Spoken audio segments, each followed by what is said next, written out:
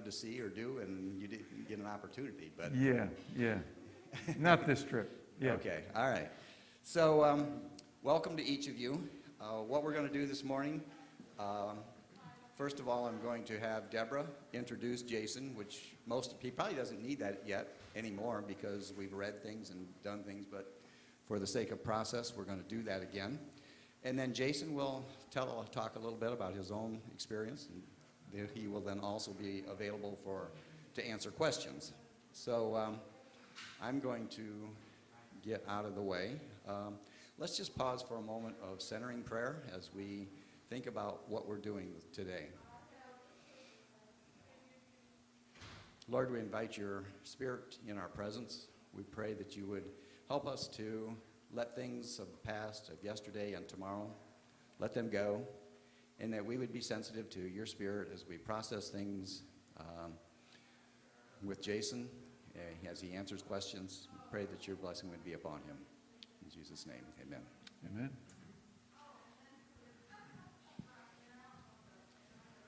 Good morning, everyone. I am Deborah Gingrich. I couldn't find my name tag this morning. I don't know if I'm being told a message or what that was about, but I am Deborah Gingrich. Been the chair of the Pastoral Search Committee for the last 2 years, and I know that I can speak for the whole committee to say that we are thrilled to have Jason Kuniholm here with us this weekend to get to know the congregation a little better and for us to get to know him a little better. You all should have received information on him. There's a document that's been around that gives a little bit of his life story as well as his experience and education and that kind of thing. I'll just say that he comes to us with, I think, more experience than we could have hoped for, and just has a kind of personality that I think fits with us really well. He is, I think I said this to you all last week, he's not going to take any crap from you, and that's a good thing with this congregation. All right. And really what I'm saying with that is he knows how to take care of himself and to stay healthy in all of the different ways we should stay healthy. I'm overcome with joy that he is here with us. And probably some of you know me well enough to know that joy doesn't come easily to me. So anyway, we will let you all start asking some questions, see what you'd like to know from him.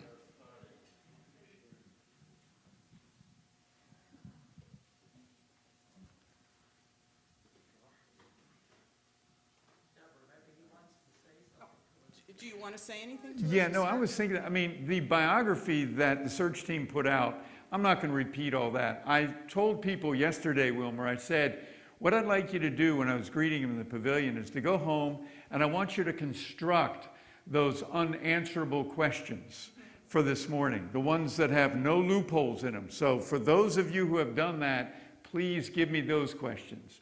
But if you want to know any about my biography, I'd certainly be able to tell you about that.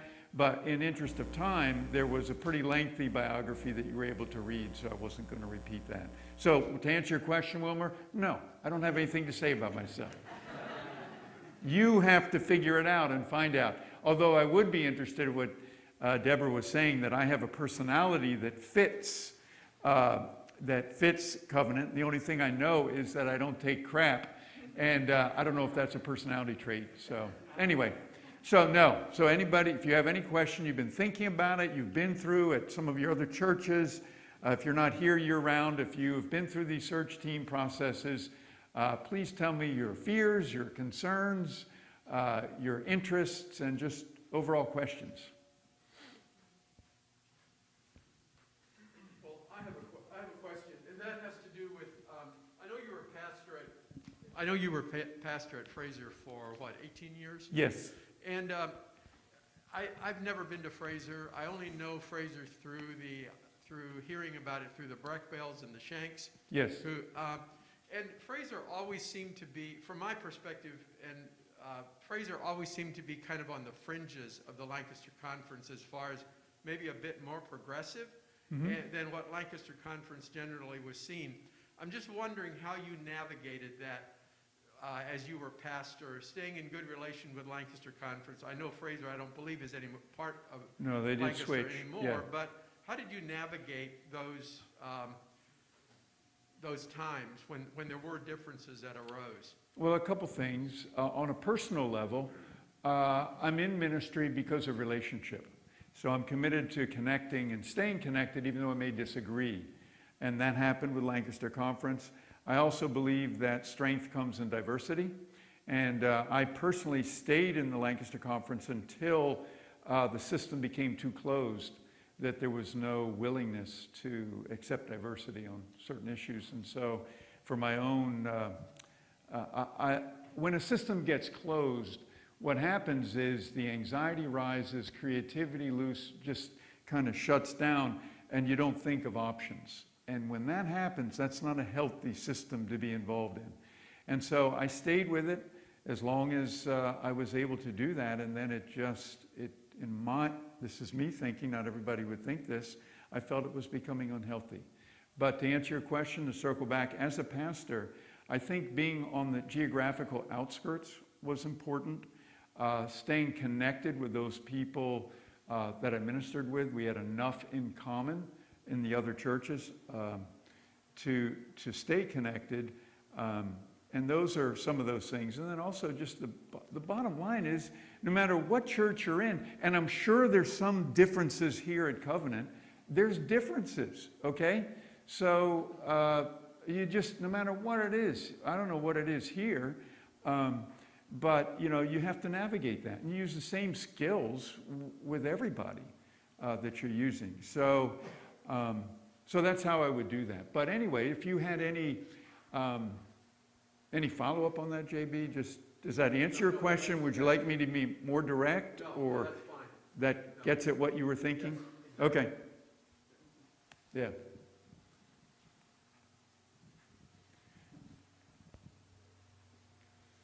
Good morning. Good morning. Jason. Yes. What authors, books, speakers, podcasters have been influential in your faith journey? Okay, early on would be, significant would be Eugene Peterson, contemplative pastor, probably the most influential. I never thought I'd be a pastor. Okay, just so get that out. I was very reluctant. I thought a pastor was a fake, glad-handing, slap on the back kind of person. I said, I can't do that. So when I read Working the Angles by Eugene Peterson, he said, a pastor's work is you read scripture, you pray, and you do spiritual direction. I said, that puts a finger on what I'm about. And it stayed with me. And being at Fraser, where we were kind of on the outskirts, I was able to become what I would call a conscious pastor, following my own interests and how I felt I was led. So that was, early on, that was significant. Most recently, I've been reading the 3-book trilogy by Martin Laird out of Villanova University, The Contemplative. Ocean of Light is one of them. I forget what the others are. I have them on Kindle, so you can't remember the titles as well when you're going through that. But anyway, that's been very helpful. So I've really, recently, Martin Laird would be an author. So those are two that are pretty significant right off the top. And let me think, yeah. So those are two that have been influential. Podcasts, I like certainly On Being. I like, what was it? Kate Bowler has that new one, Everything Happens. That's interesting. But the other thing is, when you get into the contemplative way and stillness, all of a sudden, you don't need all that, the chatter and the, got to get more podcasts to get more information in my head. I'm moving in a different direction because my view of spiritual kind of growth is that wholeness happens through subtraction. And so that's kind of a journey that I've been on. But those are just two authors. Read a lot. I was reading a lot of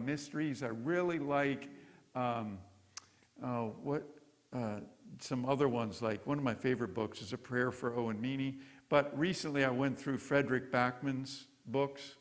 The latest was Anxious People, but A Man Called Uwe. That one got me started, and I've read all of Frederick Bachman's stuff. So,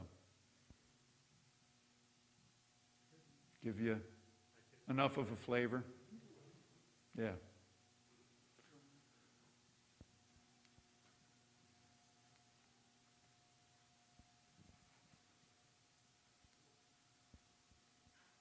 I don't think I met you two yesterday. I'm Jason. Sandy and Leon Miller. Okay, Sandy and Leon. Yeah, nice to meet you.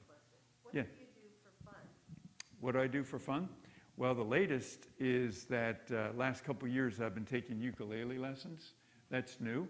I mean, I like quirky stuff, and I got a ukulele, so I started taking lessons. And so that's one thing that I like to do. The other is, when I can, I do kayaking and do that. Exercise. Also, many years ago, I learned a Tai Chi routine, a 60 movement routine. I do that. In fact, I did it last night. You know? So what do you do after a 3-hour implosion when you come in as a pastor and all you got to worry about is, not everybody has their trigger. And so I was telling my brother 2 days ago, I said, yeah, I'm going to be in this pavilion for 3 hours. And what it's going to be is people are going to drive up and run up and say, what do you think about global warming? And then I run away. The next person comes in, drives up, what do you think about peace and reconciliation? Everybody's trigger, So anyway, that didn't happen. That didn't happen. So anyway, kayaking, Tai Chi, ukulele, and just exercise. I enjoy doing exercise. And birding, that's something new I got into when I was at Fraser. A couple of friends got me involved in that. I never thought I would. Birding was not something that was esteemed when I was a kid. So I learned the joys of that. And now I think, last time I was down, I saw a new bird, and I think I'm one bird shy of 150 of seeing. So anyway, that was your question, and yeah. And you had a question as well, yes. Yeah, well, first of all, I'm really grateful to Fraser, because we spent 6 months out of the year at Community Mennonite in Lancaster. Oh, yeah, yeah. And they were gracious enough to send us Leslie over. Yeah, yeah. So if you do as well there as here as what she does there, we'll be well suited here. Okay, that's great. Yeah, no, Leslie served on the, I do have a question. yes. And that is, I know there's many places where there are pastors who feel a great disconnect between where they are in their theological perspectives and so Right. on, compared to the congregation. Right. And so how do you deal with that? How do you bring the congregation along? Yeah. And how do you give voice to where you're at versus Right. where some members of the congregation might be? Right, right. I think I'll give you a couple of, I don't know where covenant is, okay? So I can't speak to that as far as the lining up. But when I have served as an interim pastor, and I would be in churches that were in conflict, what I would often do is, my way of operating is love who's in front of you. I mean, what else do you need to do? And so that would mean listening to what somebody else's point is, but also that would mean me coming back and saying, here's how I look at it. And at the same time, doing it in a way that invites you to share more. Tell me about how you came to that place. And so those are ways in which, and then just looking for commonality, some of the standard mediation stuff. But also, I hold, to me, when experience and theology collide, I look at my theology. So I look at, I'm always evolving, and I'm always kind of developing, and I'm growing, and my experiences. I personally feel that you're never in the same church 2 weeks in a row. I mean, if you buy in to the fact that we are being transformed or renewed, if we're serious about that, I think that happens. And so those are some of the things that I do. But it's, Leon, it's just standard. I love you. I care for you. Tell me what you're thinking. Let me listen to you without going, and not invading your space emotionally and with my words. I mean, it's all those nonverbals that invite you to come out safely. So that would be a quick answer. But say more. What didn't I say? What's missing? Well, there's all kinds of issues, let's say, in churches dealing with LGBTQ Right. issues, very conservative political issues. People are Right. here in the pulpit trying to guide people and help people work through very divisive and critical issues. Yes. And, you can either just avoid the question, the Right. issue, and the tension, Yeah. or, so how do you find... Well, let me ask you this. Let me make it personal. What would communicate to you? What would communicate? Yeah, what would communicate to you in those very concerns that you're sharing? What would communicate to me would be addressing how we deal with each other in this kind of divisiveness. Right. That's the critical issue. Right, And so how we begin to listen and communicate and talk to each other, right. as opposed to telling, instructing somebody how to think. I mean, that doesn't Right. work. But I think... That never works. I think that's an important Right. function. And how's, just between me and you, nobody else is listening, how's Covenant doing on that, on a scale of 1 to 10? Listening to each other on these difficult issues, 10 being we're this close to perfect, and 1 being all the churches we're trying to run away from. Yeah, I don't know if I can give it a number, but I would say reasonably well. Okay, I think so. that would be a 6. I mean, you never want to do absolutes. In a church like this, you never want to give numbers, and you'll be pigeonholed and everything. So I'm going to give it a 6. But you didn't, just for the record. Yeah.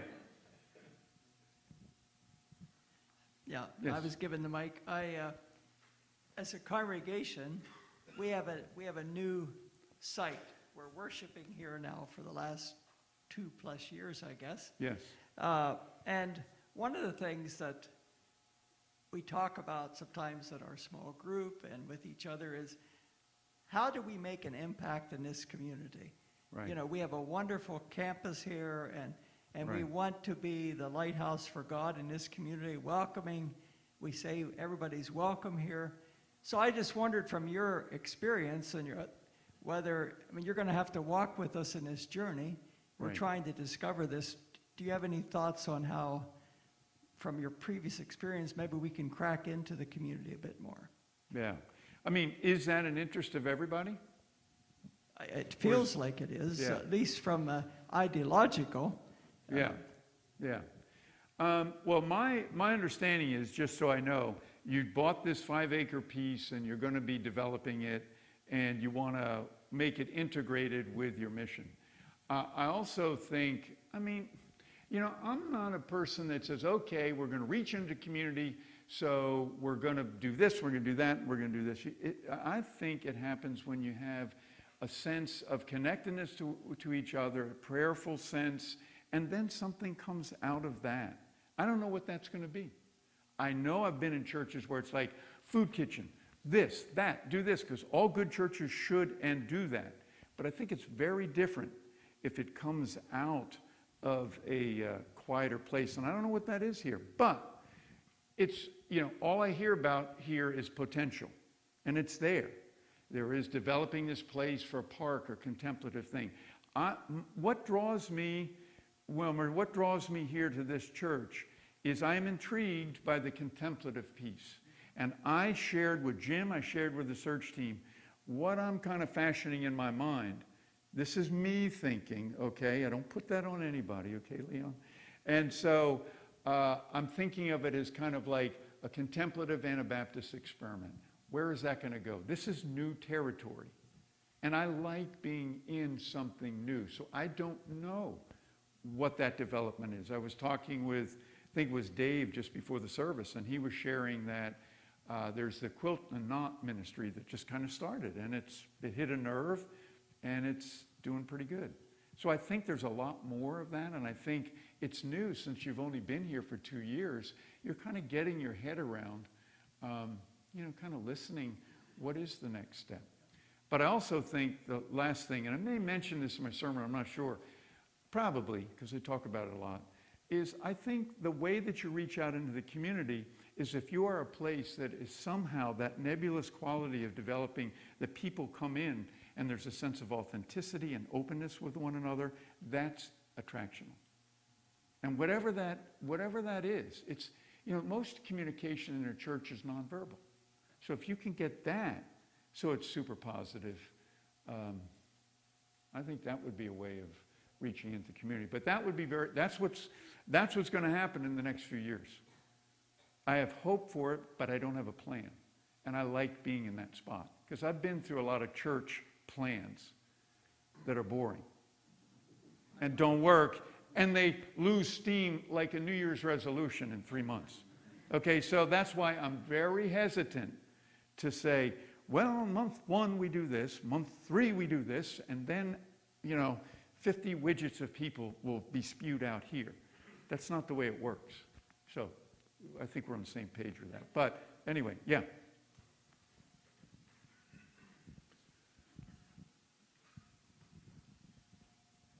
We have recently been talking with a number of people our age and discussing the generation, probably mostly our children's generation, 20 to 40, and their loss of interest in the church. Do you have any comments on that? Yeah, give me 30 seconds. I'll take care of one of the hugest generational problems in the church. Give me 35 and it'll be done. But I do think, when you read the studies coming out of COVID, that 40% of people may not come back to church. Reason. Because they step back and realize, church really doesn't mean much to me. Again, I want to circle back. I don't care what the generation is. I particularly think that every generation responds to vulnerability and authenticity.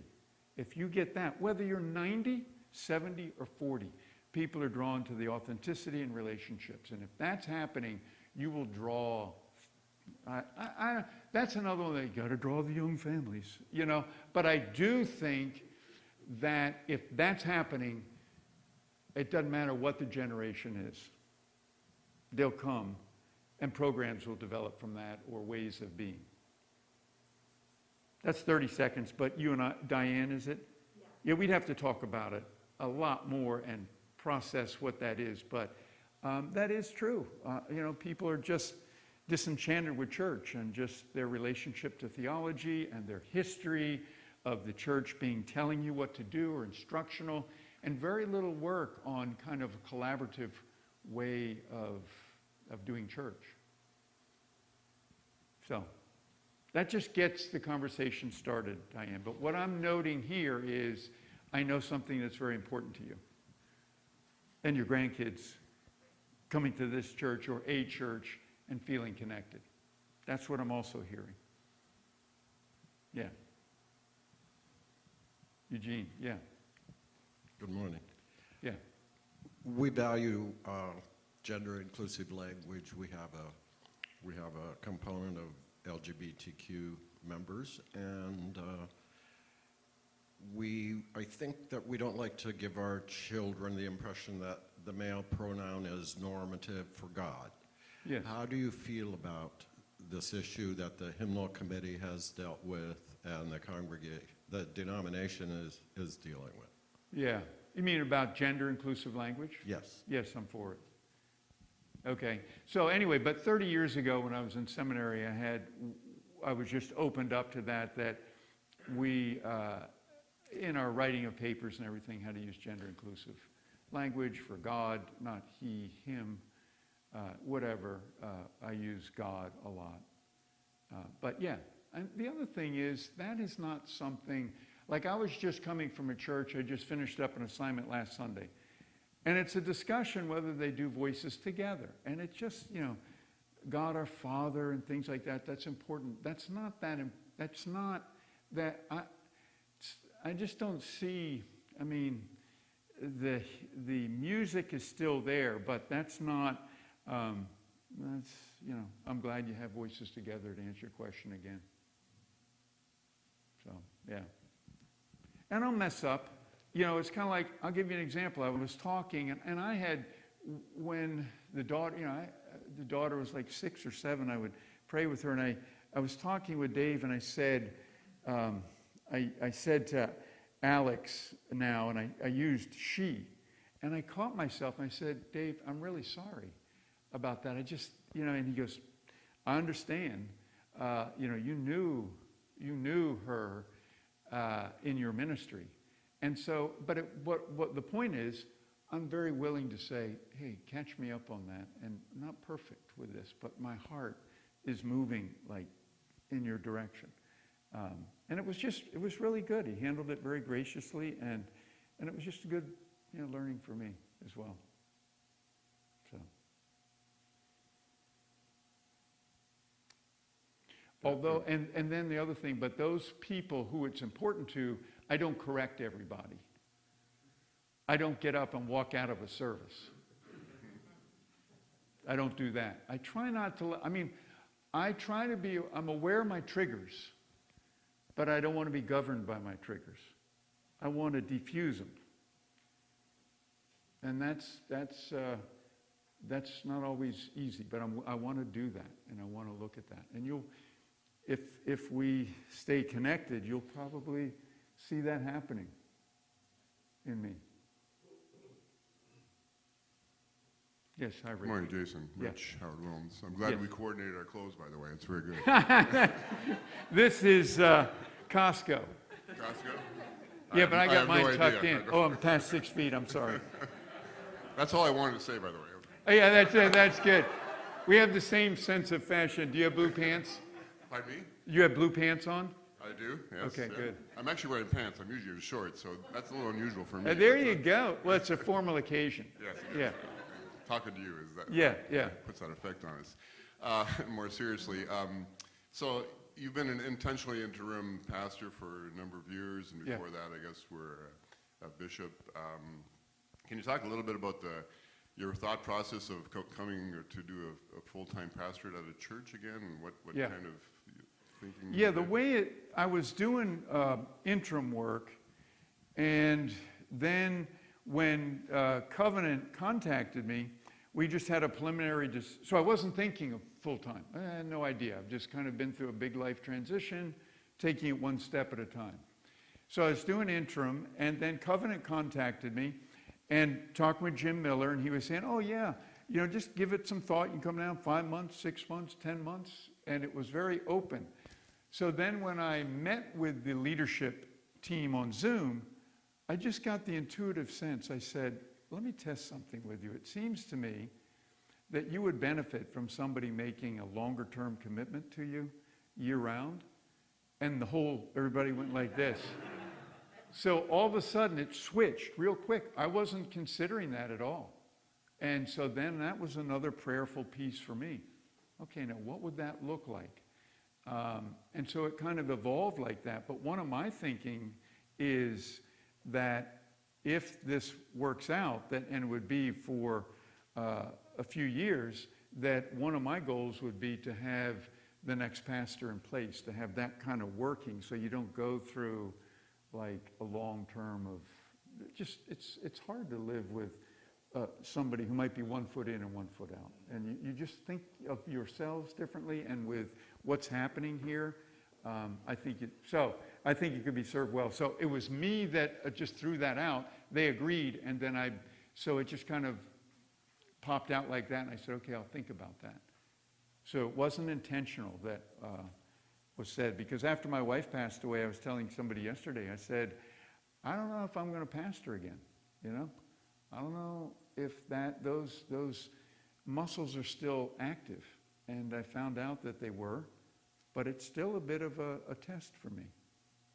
So that's how it all happened. So, but the other thing in interim ministry, what I miss, wherever I go, it's always going to be relational.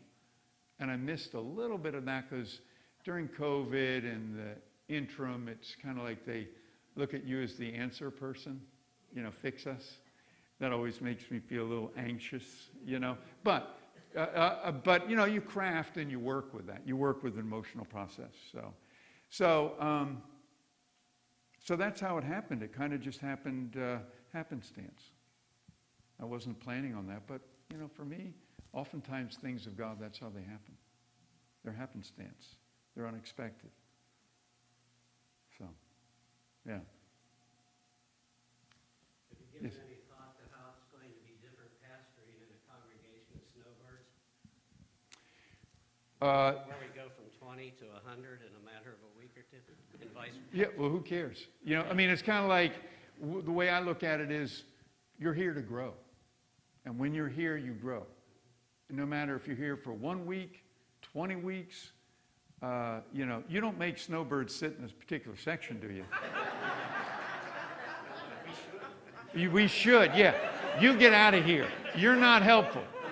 You are not helpful. But no, I don't think to me, I don't make a distinction with that. You're here to grow and deepen. And it can be 10 people, 100 people, the dynamic is the same. So I don't want to push off the question, but I'm not framing it as a distinctive.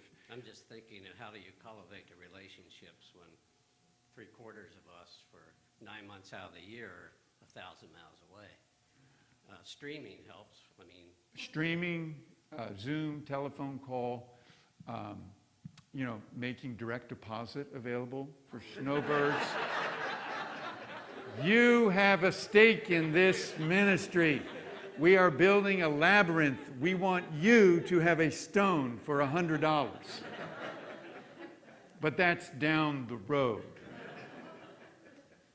But yes, I think there's ways when I was going to be here, I already know of Barb and Marlon Hershey up in Lancaster. They said, we'll be watching. And then I think there's subtle ways. The streaming works this morning.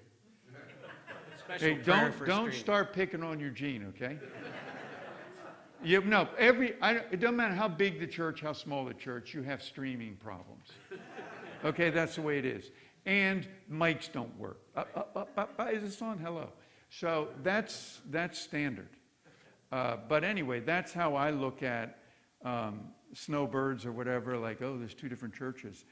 When you're here, you're to be loved. When you're here, you're to be connected with. When you're here, we expect you to grow in, connecting God with your context. And so anyway, does that give an answer? And you're Tom, right? I'm looking at it more from a management perspective. Yeah. How do you keep the programming going when 3/4 of people aren't here and that kind of thing? Yeah. That's definitely, that's a new dynamic, and that's going to be a creative edge. And there will be, I don't know. That's something that we could talk about as a congregation, what that new dynamic is. What are the needs? What is the interests? Are you here year-round? Oh. I'm in a special section. You're in a Could you go back a little farther? Yeah. No, but what do you need? What do you need? That's how I would work at it. Tell me, what do you need when you come? What do you? Streaming is very important Right. to me and Lorraine because we have that connectedness and we feel more a part of this congregation than we do our Methodist church in Michigan.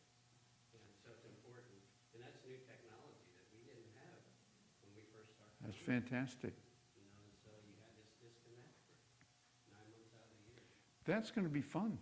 But I look at that as that's neat. That's kind of new, to me, I get that's new church stuff. Isn't that neat that you can connect a broader community? How do you make people feel included? I can't wait to get down because I'm going to get involved in whatever. So, and by the way, I called you Tom, didn't I? You're Jim. No, I do. No, stop. Arvid.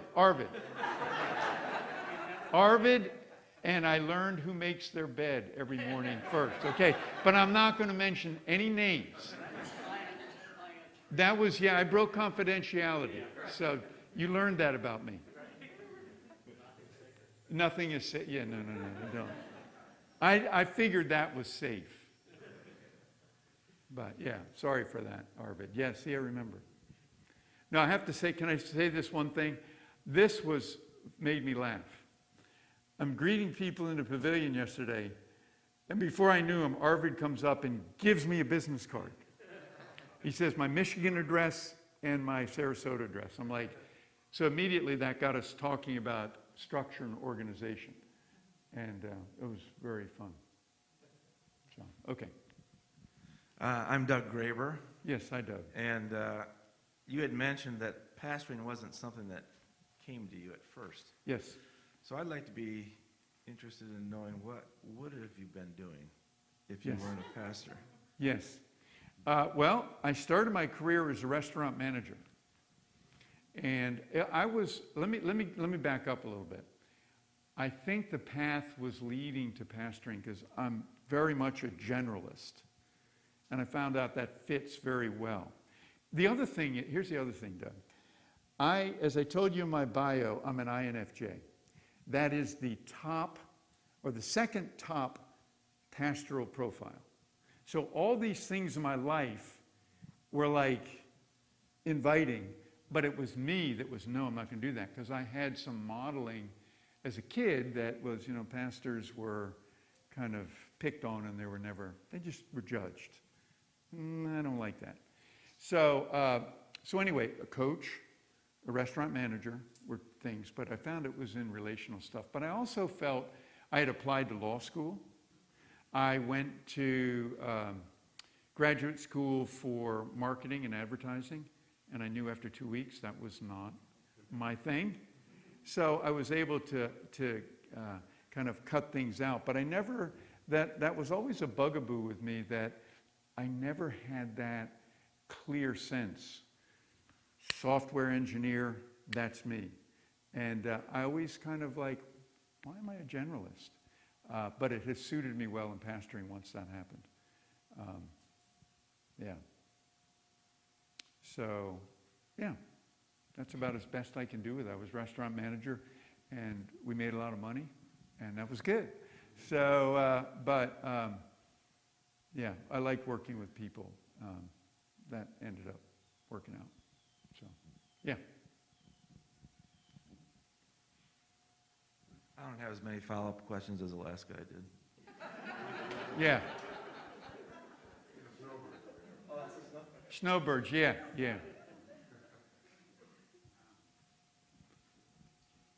Well, I don't want Jay. to, I've had one question already. Can I have a second one? May I have a J- second? Yeah. You took a couple of interim pastorates, and I know one of them must have been a pretty difficult congregation to move into based on what had happened previously. I'm just wondering as you were thinking about going to Lindale, why did you do it? Yeah, I'll tell you what. Clyde Kratz, who is a conference minister, called me and he asked me about, would you like to go to Lindale? And I said, well, I'd consider it. And he paused on the phone and said, oh, do you know about what's going on down there? I said, no. So my naivete. But again, when I went down there, I'll have to say, yes, I had to put together a packet to defrock a pastor. That serious stuff was going on, violations.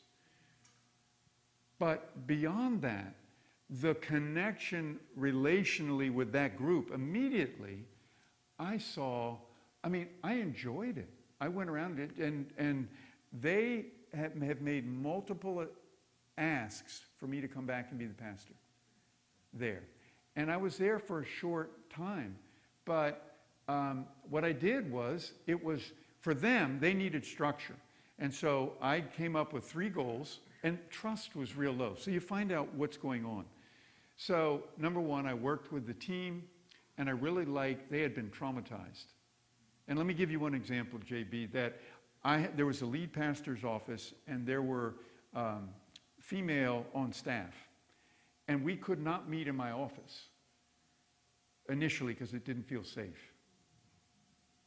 And then the pastor, it was and we talked about it. And then she came in and sat in the corner. And then towards the end, we sat across from each other. And she said, I want you to know this is really big for me. This is really healing. To me, that's how God works. You know, in little increments like that.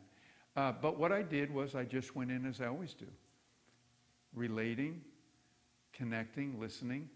Nothing is off limits. It's a safe place to do that. And it worked out.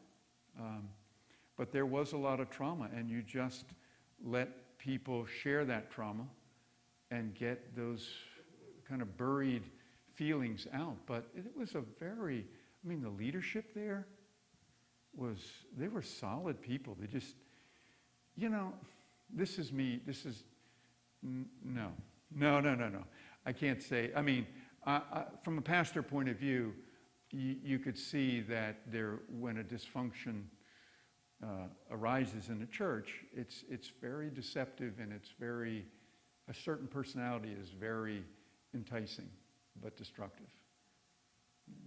I'm going too far, so I'll stop. But anyway, my whole MO of relating and checking and finding out, and oftentimes there's a history to it and a story, but anyway, it ended up, I loved being down there.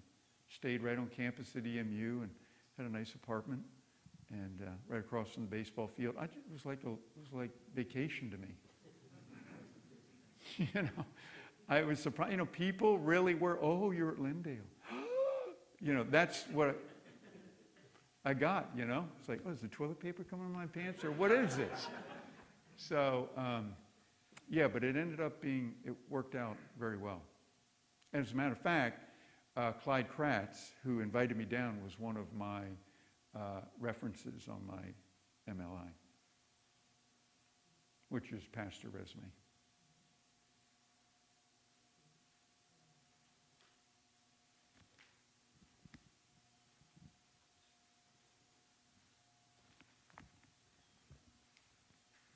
I think there's time for another question if somebody wants to ask one before we wrap it up.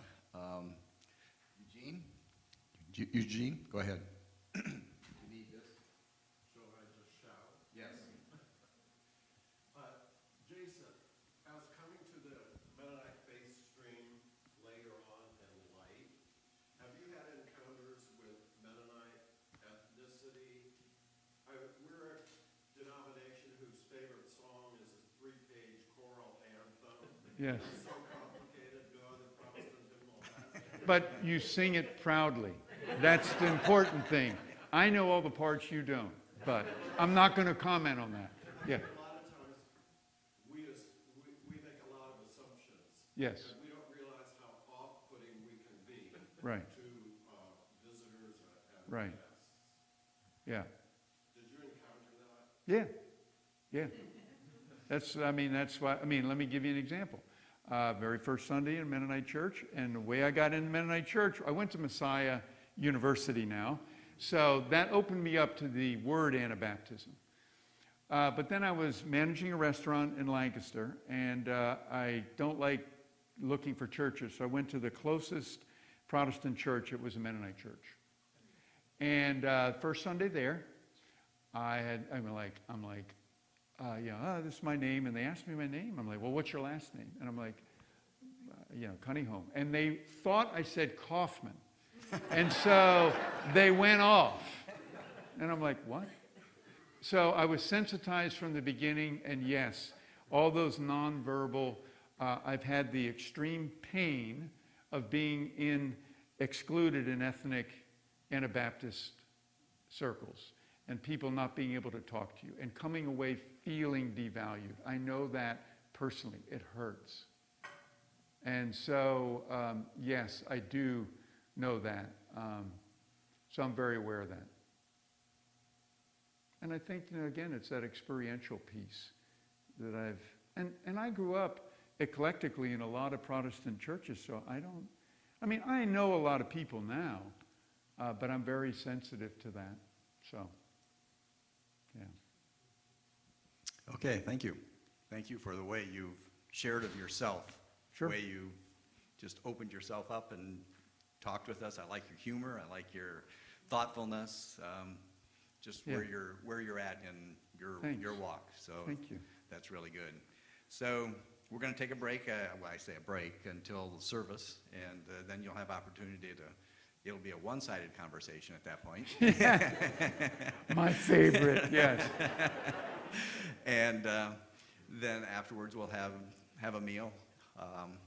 Blessings for being with us. Sure. And for spending the weekend. Yep. There's a lot of us that are very encouraged about your presence and about how you relate and Yeah. How you fit our mission and vision. Yeah. So I just want to say thanks again. I can't say enough for Yeah, you Jim, being here. I've appreciated our connections and your patience. Jim and I have had a lot of phone conversations to get to this place, and I really appreciate your spirit as well as Thank you. we've connected. Well, yeah, I have my spots too. My blind spots. So Yeah, you do, and your triggers. Yeah, Yes. yeah. Yeah. That's That's right. So, okay. Well, thanks again for all of you for your participation.